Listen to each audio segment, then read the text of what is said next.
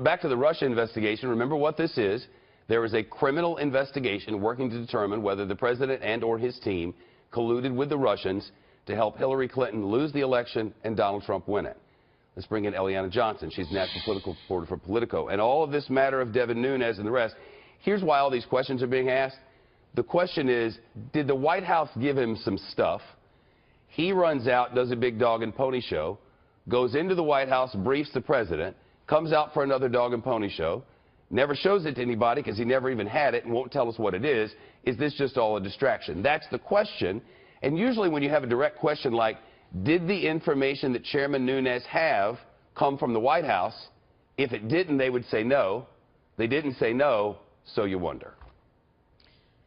Exactly, and I think the even bigger question underlying that is it possible to have a truly bipartisan investigation into the Russian interference in the campaign? And that's what was immediately asked after this Nunes controversy erupted, with his counterpart, Democratic Representative Adam Schiff, immediately taking the opportunity to say, see, look, he went to the White House first and now arguably beforehand, and using that to say that, look, this is being hijacked by partisanship, and we need an independent investigative arm to look into this.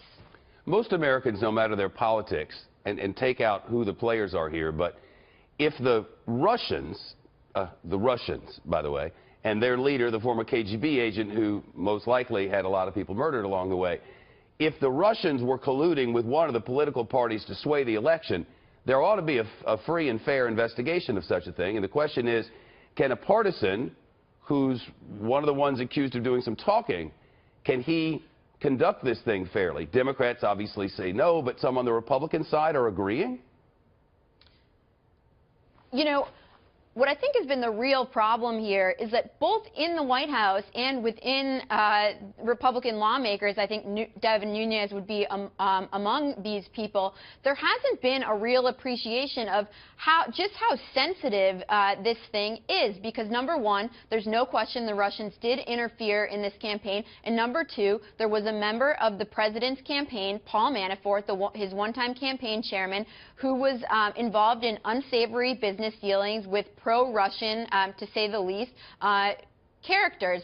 And for these reasons, any contact with Russians and with between Russians and the Trump White House is enormously sensitive and explosive. And it hasn't been dealt with that way either by members of the Trump White House or by Republican lawmakers who are involved with this probe on Capitol Hill, chief among them Devin Nunes. And so you're seeing Jared Kushner and before him the National Security Advisor Michael Flynn, Attorney General Jeff Sessions, and now Devin Nunes become ensnared in this scandal when we're not even sure that there's a there, but really contributing to the billows of smoke when we're not sure that there's a fire. And I think it's just because people haven't been treating this with the delicacy and sensitivity that it deserves.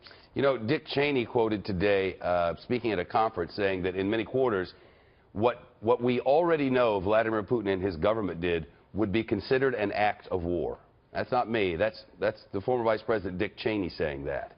When Republicans agree with such a thing on such a level, you would think that all Americans would want a free and open investigation that gets to the bottom of this story. Not about politics, not about trying to overturn an election, not about making anybody illegitimate, but to find out if Americans colluded with Russians to change the course of human events. That's what this investigation is about. And if it's not fair, I bet the American people are not about it.